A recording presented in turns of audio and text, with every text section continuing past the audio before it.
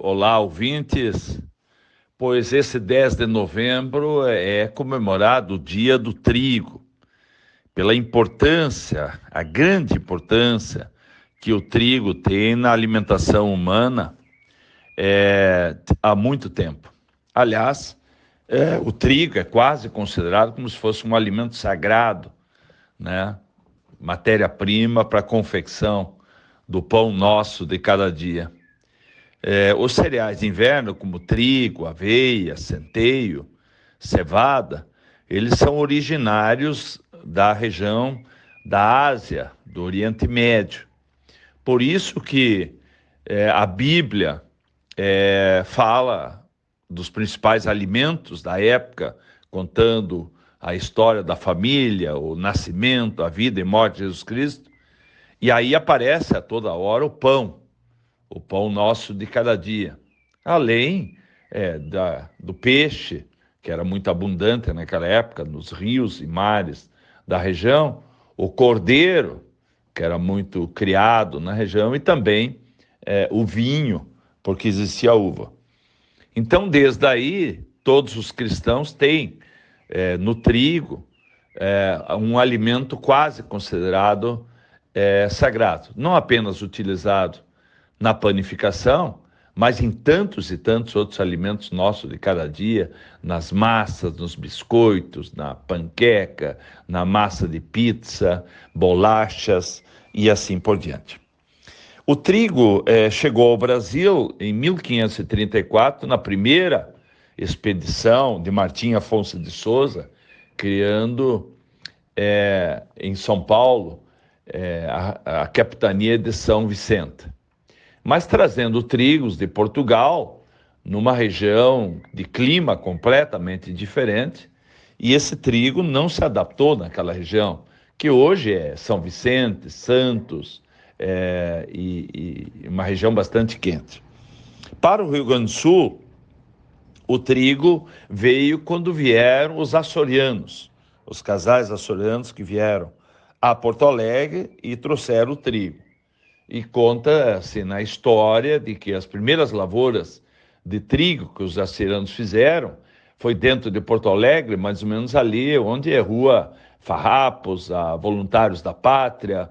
Aquela foi provavelmente a primeira lavoura de trigo no estado do Rio Grande do Sul. Mas, de novo, numa região que até hoje não se cultiva trigo, porque não tem adaptabilidade para essa cultura.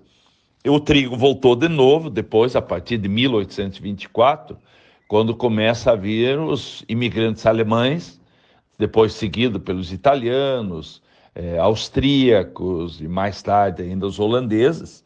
E evidentemente que esses povos europeus tinham no trigo a base da sua alimentação. E eles trouxeram sementes, eles montaram os pequenos moinhos, os monjolos aí, para fazer essa farinha, mas de novo os cultivares que eram trazidos eram de uma região completamente diferente, de solos de pH acima de 7, e aí eram cultivados aqui em solos ácidos com elevados teores de alumínio. Até por isso, ele era cultivado o trigo apenas nas áreas chamadas coloniais, ou seja, todos os anos, ou de 2 em 2 anos, o agricultor fazia uma derrubada de mais um pedaço de terra, de mata, e ali naquela área nova, com elevados teores de matéria orgânica, havia menos problemas de alumínio, porque o alumínio era complexado pela essa matéria orgânica. Quando voltava a acidez, o trigo não dava, e aí já ia para uma área nova, mas sempre restrito a essas áreas aí.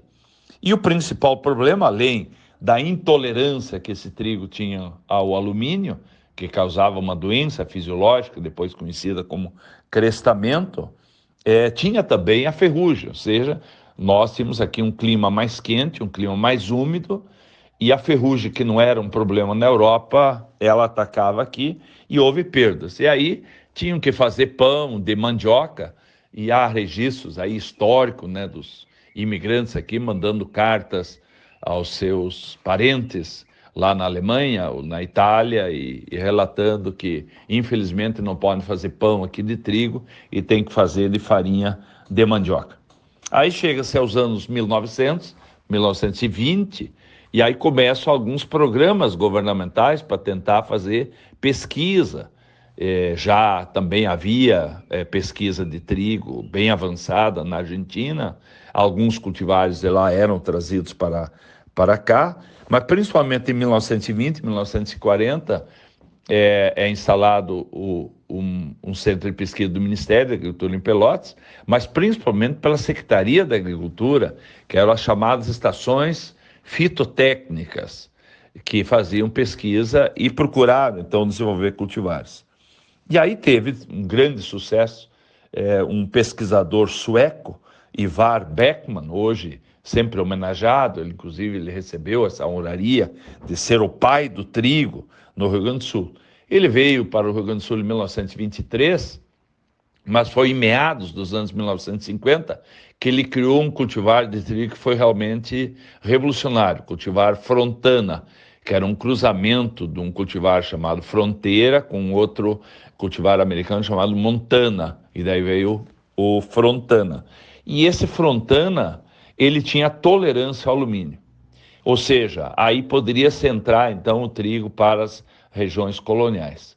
Aí vem um programa de mecanização agrícola, exatamente os agricultores compravam tratores, arados, grades, colhedoras, num financiamento no programa do Banco do Brasil, e a dívida em 5 anos, ela era em sacas de trigo. Então ele tinha que entregar a cada ano X sacas de trigo, não era em dinheiro. E isso gerou a expansão do trigo, mas logo, de novo, deu lá em 1957 ferrugem, houve uma perda quase total dos trigais, aí a área diminuiu, os agricultores com dívida, veio a primeira grande moratória para os agricultores pagar essa dívida num prazo longo, mas continuar na atividade. E aí já surge, então, a CESA, Companhia Estadual de Silos e Armazéns, é construído pelo governo do estado, porque tinha que ter armazém, tinha que ter secador para esse novo cereal que surgia, e surgem as primeiras cooperativas de produção. Vejo que praticamente todas elas se chamavam cooperativa tritícola, alguma coisa. E ali veio uma base importante de armazém, de produção de semente, também de extensão e assistência técnica para os produtores. Aí, em 1974, é criado aqui em Passo Fundo o Centro Nacional de Pesquisa de Trigo, que foi o primeiro centro após a criação da Embrapa, o ministro era o Alisson Paulinelli, e a partir daí outros centros por culturas foram sendo implantados em outros locais do Brasil, com o principal mandato de desenvolver pesquisa e viabilizar.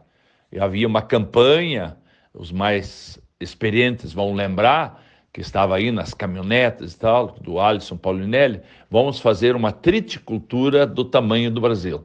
Ou seja, o Brasil era grande importador de trigo. Também a Secretaria da Agricultura continuou fazendo pesquisas, os agricultores, através das cooperativas, criaram o Centro de Experimentação e Pesquisa em Cruz Alta, que depois virou Fundacep, hoje é CCGL, criando cultivares. O Paraná também, além do Ministério da Agricultura, havia pesquisa na OCEPAR, lá em Cascavel, do IAPAR, e assim, portanto, tentando viabilizar. E chegamos aí, lá nos anos 1979, nós tivemos no Rio Grande do Sul 1.980.000 hectares de trigo cultivado, que é a maior área histórica do Rio Grande do Sul com essa cultura. Mas aí o trigo começou a perder espaço. Por quê?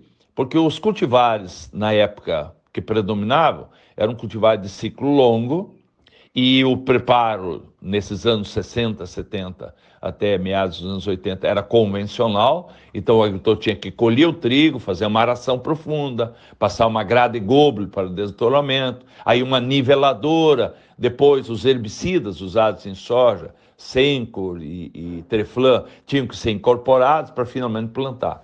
E isso aí, dependendo das condições climáticas, atrasava demais a implantação da soja, e o rendimento da soja caía muito. A soja já tinha uma importância maior, principalmente preços, liquidez, sofre menos com as intempéries, e aí o trigo foi perdendo espaço. Em 1995, o Rio Grande do Sul chegou a ter apenas 300 mil hectares de trigo. Depois, lentamente, começou a crescer, tínhamos vários anos aí próximos de 700 mil hectares, e nos últimos 3 anos, a área foi crescendo para chegar agora, na safra 2022, que o Rio Grande do Sul tem uma área de 1.420.000, segundo o IBGE, 1.440.000, segundo a Conab. Aliás, num ano de laninha, que é o melhor ano, do ponto de vista da influência climática para os cereais de inverno, realmente a produção vai ser bastante alta. A estimativa é de que o Brasil vai colher 9 milhões de toneladas de trigo, seria o recorde dos recordes. Mas ainda assim, o Brasil é importador de trigo, porque o consumo brasileiro está estimado hoje em torno de 12,5 milhões, dos quais 85% é para pão, principalmente o pão francês, que foi adotado aí como o pão mais consumido nas padarias, os outros 15% dessa farinha de trigo utilizada para outras finalidades, como massas, espaguete, bolacha, biscoito e assim por diante. Mas ainda bem que a cultura voltou, ocupando parte dessa enorme área de solos que no inverno ficam ociosos, não apenas no Rio Grande do Sul, como também em Santa Catarina e no Paraná. Então, a todos aqueles que estão envolvidos com trigo, os produtores, mas todos aqueles da cadeia, antes da cadeia, os pesquisadores que criam cultivares hoje modernos, que são de ciclo curto, que se encaixam perfeitamente dentro do sistema de produção, sem atrapalhar a cultura da soja, as tecnologias de manejo desenvolvidas ao longo dos anos em relação à nutrição, ao controle de plantas daninhas, de pragas, de doenças, tudo isso fez com que os potenciais de rendimento do trigo crescessem significativamente nesses últimos anos, o que permitiu, além dos bons preços no mercado internacional, a partir da pandemia e também mais recentemente em função da guerra da Rússia com a Ucrânia, permitindo ao agricultor fazer investimentos nessa cultura e, por sorte, com essa condição climática adequada, usando os melhores cultivares, as melhores tecnologias de manejo, vão bater recorde de rendimento deste cereal. Trigo, a matéria-prima fundamental para o pão nosso de cada dia.